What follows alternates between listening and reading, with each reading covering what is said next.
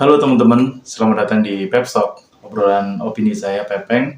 Yang ini adalah podcast ke episode ke-9 kalau di Noise, tapi kalau di YouTube ini adalah episode pertama trial.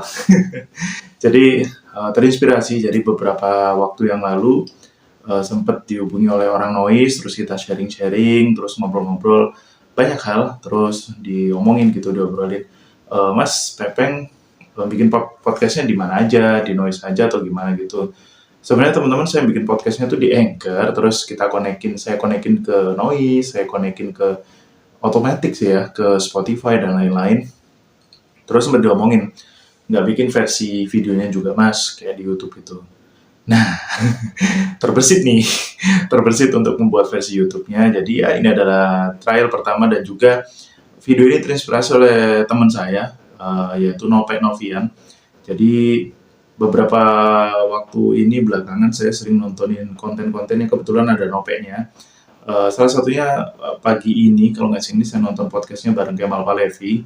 Di situ dia ngomongin masalah tentang keikhlasan membuat konten, terus konsistensi dan lain. Bagi saya itu men-trigger saya juga. Jadi kayak, oh iya ya, dulu saya semangat banget tuh buat konten. Saya masih ingat dulu beberapa mungkin 2 tahun yang lalu ya.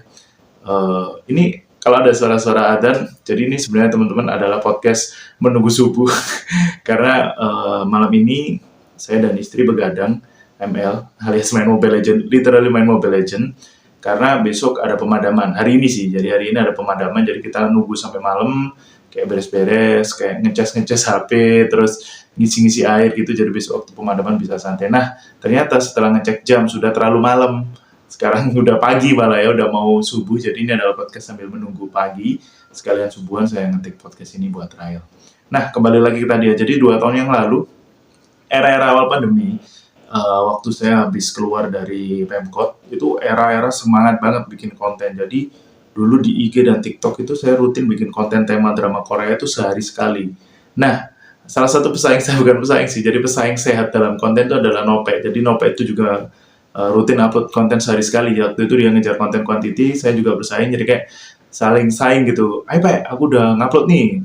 Kayak setiap kali Nope belum ngupload gitu, aku ngupload duluan, aku komen di video dia yang kemarin. Ayo Pak, aku udah ngupload nih, mana nih kamu, aku tungguin, terus gantian gitu terus.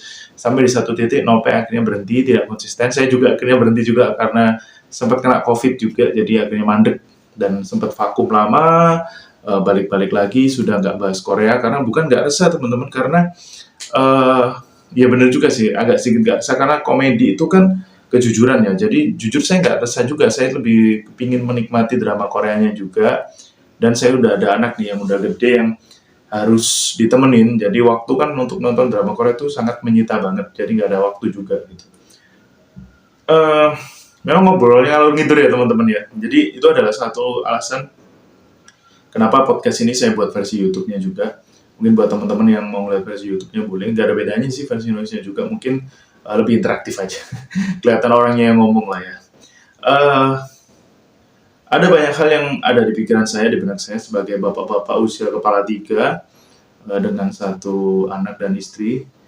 Jadi kan sempat rame tuh teman-teman ya. Jadi ada beberapa content creator dan juga para ekonom apapun yang ngomongin bahwa 2023 itu bakalan gelap gitu. Jadi resesi global lah, banyak masalah kayak inflasi dan lain-lain. Kita tuh udah diwanti-wanti dari sekarang gitu. Itu salah satu hal yang cukup membebani pikiran saya. Jadi sebagai orang yang sekarang itu kerjanya full time content creator dan social media manager ya, jadi kayak bener-bener handling usaha sendiri, nggak ikut kerja di orang, bener-bener kayak apa ya, kayak mati hidup di handle sendiri sama Tuhan gitu loh, kayak nggak ada pilihan lain. Kalau teman-teman yang kerja kan masih kayak ada yang bisa diandelin lah, ada gaji bulanan atau apapun kayak gitu-gitu. Kalau saya sama istri saya dan keluarga kecil saya ini kayak nggak ada lagi gitu, kalau ada apa-apa ya bahaya juga gitu. Jadi itu sempat jadi pikiran gitu, walaupun kita nggak tahu kedepannya kayak gimana, tapi upaya-upaya sudah saya lakukan sekarang, kayak memperketat saving, terus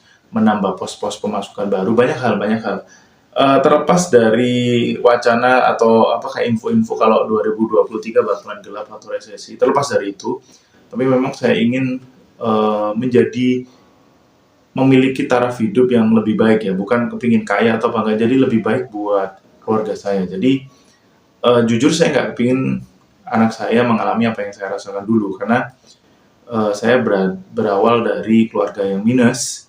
Kalau nol sih oke, minus gitu ya. Jadi saya pernah tinggal di rumah yang reot banget.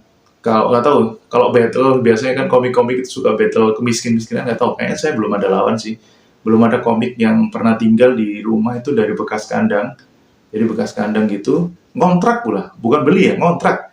Ngontrak rumah bekas kandang itu saya rombak sama bapak saya waktu itu, kita rombak. Jadi rumah, jadi cuma nggak ada kamarnya, cuma ada jadi bentuk letter L gitu doang, kecil, diisi 8 orang waktu itu. Dapur di luar, jadi kalau hujan ya kehujanan kalau masak. Jadi kayak tenda darurat gitu, tapi harus ditinggali. Jadi isi 8 orang, termasuk anak. Jadi sekeluarga itu anaknya ada 5, orang tua saya 2, sama nenek saya 1, mbah saya 1. Jadi 8 orang dalam kondisi seperti itu. Jadi banyak hal yang sudah saya lalui dengan keluarga saya. Jadi kayak saya berupaya mati-matian sebaik mungkin jangan sampai keluarga saya yang sekarang ini merasakan apa yang saya rasakan. Karena ya semoga bisa menjadi tetap baik ke depannya. Karena nggak cuma saya harus menghidupi satu keluarga, jadi juga saya harus menghidupi keluarga saya, keluarga maksudnya dari orang tua saya dan orang tua dari istri saya. Jadi banyak hal yang harus dipikirkan gitu ya. Jadi ketika ada wacana omongan kalau 2023 agak gelap, sesantai-santainya saya, orangnya saya slow banget ya, jadi kayak ya udahlah, wallahu alam ya, dijalanin aja lah. Tapi ada juga terbesit kepikiran gimana kalau ada apa-apa atau apa-apa, walaupun ada beberapa saving investasi di banyak beberapa hal, cuma kan kita nggak tahu apa yang terjadi kan, kayak apa ya, fluktuasi terus kayak perubahan itu kayak cepet banget loh akhir-akhir ini. Kayak mungkin setahun yang lalu kita ngeliat seseorang itu yang kayak udah di atas banget, setahun 2 tahun lalu lah sebelum covid, tiba-tiba covid langsung kebalik gitu, tiba-tiba hancur banget, ada yang di bawah tiba-tiba naik banget kayak gitu-gitu. Jadi kayak serem banget gitu loh, dunia ini cepet banget transisinya, dari yang gimana kayak gimana, dari gelap terang, kaya ke miskin, miskin kaya, cepet banget. Ada yang kaya makin kaya, miskin miskin miskin juga banyak gitu. Jadi kayak wow gitu. Tapi yang saya salutkan dari orang-orang Indonesia, kebanyakan tuh santai banget. Gak tau ya, mungkin kalau di luar negeri mungkin sudah banyak orang-orang yang sudah prepare dari sekarang, kayak mempersiapkan kondisi terburuk, atau bahkan mungkin di beberapa negara udah mengalami hal yang berdampak banget di bidang perekonomiannya. Tapi di Indonesia, santai banget. Kayak ada gitu waktu sempat untuk saling berantem masalah kemarin ada gempa di Cianjur, ada yang berantem masalah kayak yang sini bilang itu gempa karena azab, ini bilang ya jangan gitulah, kita harus mikirkan ini nggak cuma azab tapi karena memang kuasa Tuhan, dan ini memang bencana alam gitu. Jadi kayak masih ada sempet salah-salahan kayak gitu padahal orang kena bencana. Belum lagi kayak battle gini, siapa yang benar antara Deddy Corbuzier atau Maiden, ada aja yang diperdebatkan gitu loh. Ngapain coba kan? Maksudnya ada waktu luang banget gitu loh untuk ngurusin hal-hal kayak gitu. Dan ada juga yang ngurusin sinetron A lah, sinetron B, makanan A, makan B, tempat ini hits, itu yang ini hits, yang ini enggak. Kayak ada ya kesempatan buat kayak gitu. Mungkin kayak di luar negeri atau di banyak tempat orang itu sudah mulai prepare dari sekarang. Kalau kita masih ada waktu buat santai. Tapi itu adalah hal yang menarik, hal yang menjadi ciri khas kita sebagai bangsa Indonesia. Tapi mungkin kemarin saya sempat dengar dari beberapa konten creator, jadi kayak Indonesia mungkin bisa bertahan ya di kegelapan ini, atau ya siapa tahu, semoga nggak terjadi dengan apa yang pun yang terjadi 2023. Jadi ada yang ngomong bakal inflasi lah atau apapun. Dari para konten creator itu sepakat kalau Indonesia kayaknya bisa survive. Kenapa? Karena Indonesia itu hidup, kalau kasar-kasarnya Indonesia menutup semua kayak kolaborasi dengan luar negeri. Kita bisa hidup sendiri gitu, maksudnya kita ada sumber daya alam, sumber daya manusianya walaupun kadang wadidaw, tapi masih ada juga, maksudnya kita didukung sumber daya alam gitu loh. Banyak negara-negara lain yang nggak punya sumber daya alam sama sekali, nggak punya pasokan energi, bahkan harus minta dari negara tetangga, harus ekspor gitu-gitu. Tapi kita harus impor, ekspor. Tapi kita di Indonesia tuh bisa survive, teman-teman. Itu yang bikin saya salut. Itu yang mungkin bikin kita agak santai, tapi juga nggak bisa santai-santai banget, takutnya kita terlena gitu. Kita harus ingat 2 tahun yang lalu waktu COVID, kita semua santai, kayak alah santai, nggak akan impact, nggak akan berdampak kenapa-kenapa kok, tenang aja, hidup masih berlanjut. Akhirnya waktu COVID kita diserang 2 hal.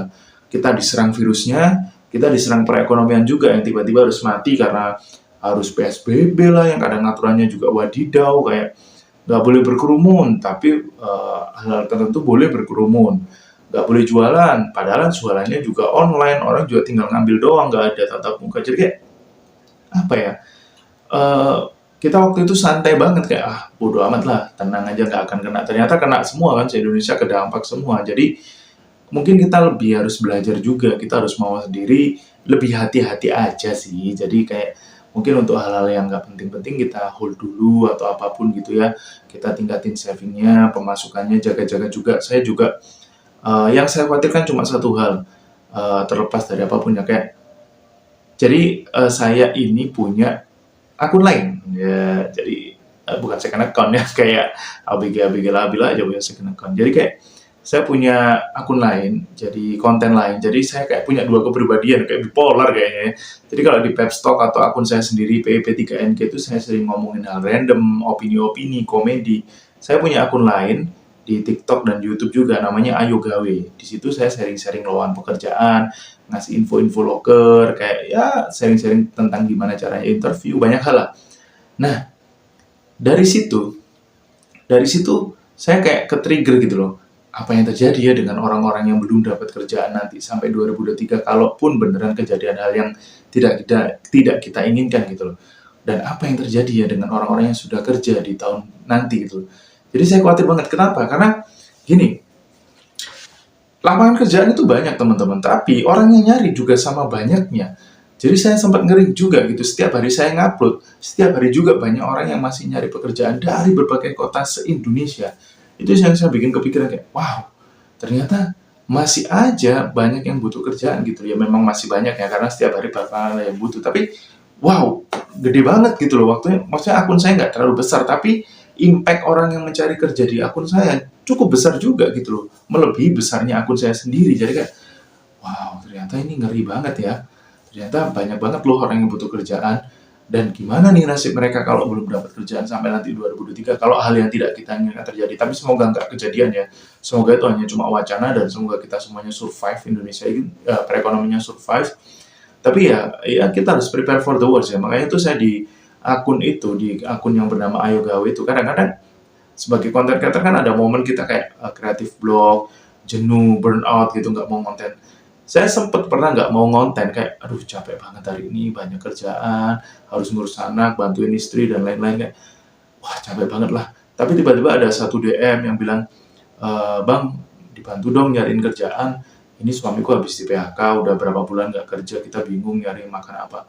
Itu saya nggak bisa langsung diem aja, kayak saya nggak bisa bantu uang mungkin secara gede kayak wah kayak Raffi Ahmad atau sultan-sultan yang lain kayak Baim Wong ya kan, spesialis bantuin orang. Jadi saya nggak bisa gitu, saya belum bisa, sorry, saya nggak mau bilang nggak bisa karena nanti saya nggak akan bisa. Saya bilang saya belum bisa, siapa tahu suatu hari saya bisa bantu orang kayak gitu, tapi nggak perlu jadi gembel juga.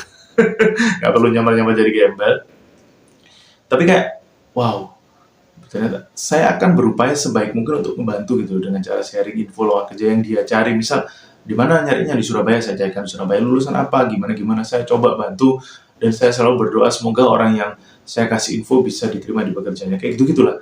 Saking saya takutnya, jadi itu yang bikin saya kepikiran 2023 nanti gimana nih nasib orang-orang yang lain gitu, apakah masih bisa survive dihajar perekonomian yang katanya sangat gelap gitu. Jadi kayak duh, bisa nggak ya gitu. Karena saya sempat kepikiran gimana ya nasib orang-orang itu loh. Apakah mungkin yang orang-orang yang kaya sih santai gitu, yang benar-benar kayak tajir melintir pasti punya investasi apapun. Bahkan biasanya kalau kondisi pandemi kayak gitu atau kondisi lagi down ekonomi gitu, itu saatnya mereka panen, malah kayak beli-beli saham harga murah, investasi di mana-mana. Jadi ketika nanti kembali kondisi normal, mereka makin kaya. Itu untuk orang-orang yang kaya. Untuk orang-orang yang nggak punya ini yang saya ngeri gitu. Yang kayak hidup itu hari ini kerja, ya buat makan hari ini, mentok cuma sampai besok. Itu yang biasanya dirasakan, itu yang pernah saya rasakan waktu dulu. Jadi waktu bapak saya maksudnya saya masih kecil, masih sampai SMA, tinggal sama keluarga, ya bener-bener kayak gitu teman-teman. Jadi kayak bapak saya kerja hari ini ya untuk makan hari ini, besok ya baru dipikirin besok gitu. Tapi ya itulah kekuatan mentalitas orang Indonesia. Jadi pernah saya tanya ke bapak saya gitu, dengan kondisi kayak gitu ya, itu kan cocok banget tuh buat orang-orang yang struggling gitu nanti mungkin ketika apapun yang terjadi. Saya tanya bapak saya, kok bisa bapak santai banget gitu loh. Kerjaan bapak saya waktu itu cuma tukang sandal. Gajinya itu digaji seminggu sekali dan itu nggak banyak. Dan harus menghidupi 8 mulut, jadi 8 anggota keluarga dengan 5 orang anak yang semuanya sekolah di berbagai jenjang. Dan kok bisa juga ya jedanya 3 tahun. Jadi waktu itu kakak saya masuk kuliah, saya masuk SMA, adik saya masuk SMP, ada yang masuk SD dan sudah SD juga. Jadi kayak ketika tahun ajaran baru, dan saya tanya kok bisa bapak tenang, kok bisa survive itu. Jadi yang bapak saya omongkan adalah bapak yakin kalau semua orang itu sudah dijatah rezekinya, tinggal kita ikhtiarin aja gitu, kita tinggal upayain aja, pasti nanti dibukakan pintu rezeki. Itu yang saya salut dengan bapak saya, dan mungkin itu yang jadi pedoman bagi semua banyak orang di Indonesia yang lainnya yang masih bisa santai, masih bisa ya berhahi, masih bisa rileks dengan apapun wacana berita yang menakutkan. Tapi menurut saya itu juga ada benarnya gitu teman-teman. Kayak manifestasi kita itu yang bikin kita berbuat ke arah mana gitu. Kalau kita yakin bakal ada rezeki, bakalan survive, bakalan gimana, kita bakalan diarahkan ke sana. Kayak semesta itu kayak mengamini gitu. Tapi kalau kita kayak, aduh gimana ya, nggak ada duit, beneran nggak ada duit, itu yang sering terjadi, yang pernah saya alami. Kayak kalau kamu meyakini kamu nggak ada duit, ya nggak bakalan ada duit. Tapi kalau meyakini, oh bakalan ada, entah gimana pun caranya. Jadi kayak kita jangan menutup pintu rezeki yang bisa masuk dari mana aja. Ketika misal kita, ini omongan dari teman saya sempat sharing dengan salah satu konten kreator YouTuber juga yang udah terkenal, namanya Mas Fajar, pemilik akun dosen deso yang terkenal karena YouTube-nya tuh sharing gimana caranya atau bikin bimbel CPNS. Waktu itu saya ke Malang lagi open mic di sana, terus saya ngobrol sama beliau sampai malam sama istri saya. Terus beliaunya ngomong kayak, Mas Fajar ngomong kayak apa ya? Kamu kalau meyakini rezekimu cuma dari satu titik, dapatnya cuma satu titik. Tapi kalau kamu percaya bakalan datang dari berbagai titik, maka niscaya rezeki itu datang berbagai titik. Dia udah membuktikan sendiri kayak dia itu sempat mikirkan sebuah rumah, kayak kepingin beli rumah gitu loh. Tapi nggak mau dia untuk kredit. Nah, tapi dia berpikir bisa ini, pasti bisa, ada pasti rezeki yang lain. Dan tiba-tiba beneran ada rezeki yang lain yang memungkinkan dia beli rumah tanpa harus kredit. Kayak gitu-gitu lah. Jadi kayak manifestasi kita, keyakinan kita, kayak kalau di Islam kayak kita meniatinya, kayak bahkan ada ayat atau hadis ya, saya kurang tahu, mungkin bisa dikoreksi, kayak omongan Allah itu beserta kehendak makhluknya. Jadi kalau kita meyakini kita baik-baik saja, ya bakalan baik-baik saja. Kalau kita meyakini kita survive dengan kondisi resesi apapun, ya baik-baik saja.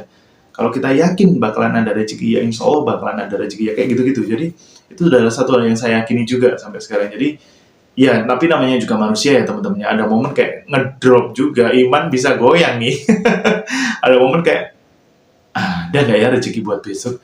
Tapi, nggak boleh lah kayak gini. Saya sempat pernah membaca quotes-nya Sujiwo Tejo. Itu menurut saya bagus banget. Kayak, kamu nggak perlu ngebakar Al-Quran, kamu nggak perlu ngehina ulama. Itu bukan penistaan agama. Penistaan agama adalah ketika kamu tidak yakin kamu besok bisa makan atau enggak, itu sudah menistakan Tuhan. Karena kamu nggak meyakini, nggak percaya, atau meremehkan kalau Tuhan itu sudah bakalan ngejatah rezeki buat besok. Besok pasti makan, kalau Tuhan mau pasti mau, kayak gitu. Wow, jadi kayak, oh iya juga ya. Jadi ketika ada momen saya ngedrop ketika kepikiran hal-hal kayak gini, saya mikir, kalau saya meyakini besok nggak makan, nggak dapat rezeki, ya nggak bakalan dapat rezeki, ya udah diyakini aja. Nggak tahu gimana, pasti besok ada jalan. Mungkin itu yang jadi semangat sebagian besar masyarakat Indonesia. Yang itu tidak akan bisa diukur dengan logika, tidak bisa diukur matematika, tidak bisa. Nggak tahu ya, mungkin Abdul Arsad bisa ngitungnya, ya karena dia pernah bikin konten matematika asik dan menghitung nikmat Tuhan, tapi saya nggak tahu. Tapi saya percaya ini adalah hal yang memang ada kayak apa, bigger power above us gitu, kayak ada kekuatan yang lebih besar yang kita nggak ketahui, mungkin paling besar ya, maha besar, yang kita nggak bisa pahami, yang bekerja untuk memberikan kita rezeki, memberikan kita kehidupan, memberikan kita kesehatan, kayak gitu-gitu. Mungkin kekuatan itulah yang harus didasari dengan keyakinan kita juga. Kalau kita nggak yakin, nggak bakalan bisa juga. Dan itu yang saya percaya yang dimiliki oleh masyarakat Indonesia, karena kita dari dulu udah terbiasa kalau ada apa-apa ya berdoa dulu. Setelah ikhtiar kita berdoa, berpasrah kepada Yang Maha Kuasa. Apapun yang terjadi nanti, ya sudah, itu adalah takdir yang terjadi. Jadi kalau 2023 beneran resesi, ya mungkin itu jalannya. Kita nggak akan bisa hindari. Tapi ya semoga dengan keyakinan kita, dengan doa kita, kita bisa dikuatkan. Ya ampun, ini kontennya kok malah jadi kayak dakwah ya. Kok malah kasih petua-petua. Tapi ya ini lebih ke arah sharing ya teman-teman. Ya di jam-jam segini, jam-jam overthinkingnya orang. Biasanya kalau saya nongkrong jam segini enak banget tuh bahasanya. Udah bahas politik, agama, Tuhan. Random banget tuh. Saya rindu era-era kayak gitu. Tapi karena ya sudah punya keluarga, tanggung jawab ada, dan gampang lelah, jadi lebih baik di rumah aja rehat bersama keluarga. Dan itulah teman-teman untuk podcast hari ini. Ini udah 20 menit lebih, saya nggak bisa ngeliat karena nggak pakai kacamata. Tapi semoga teman-teman suka dengan opini yang saya kemukakan. Ataupun kalau kalian nggak suka, kalian boleh dislike, kalian boleh komen. Kalau kalian punya argumen yang lain, kalian boleh komen di podcast saya, di Noise. Atau di YouTube juga kalian boleh, silakan komen. Kalaupun kalian ada sesuatu yang ingin dibahas, silakan ditulis juga ya. Siapa tahu nanti kita bisa ngobrolin hal itu, kita bisa sharing-sharing bareng-bareng lewat kolom komentar, atau mungkin kalau nanti sempat live juga bisa live. Dan boleh silakan follow semua sosial media saya untuk, jadi kalau di YouTube ini saya akan bikin versi agak serius, kadang-kadang bercanda juga, tapi kayaknya bercandanya nggak terlalu banyak. Kalau versi komedinya akan saya share di TikTok dan Instagram. Jadi setiap bahasan kayak di podcast gini nih, pasti ada versi komedinya. Insya Allah ya. Kalau nemu lucunya teman-teman. Dan sekarang kan bikin lucu juga bahaya banget. Takut ada yang tersinggung dan lain-lain. Kayak gitulah. Tapi overall itulah. Semoga apapun itu bisa diambil lah. Kalau ada manfaat ya silakan diambil. Kalau enggak ya udah anggap aja kayak sebuah podcast untuk mengisi waktu luang. Dan semoga kalian suka. Silakan berkomentar ya teman-teman. Sampai jumpa di podcast saya berikutnya. Saya Pepeng, pamit undur diri.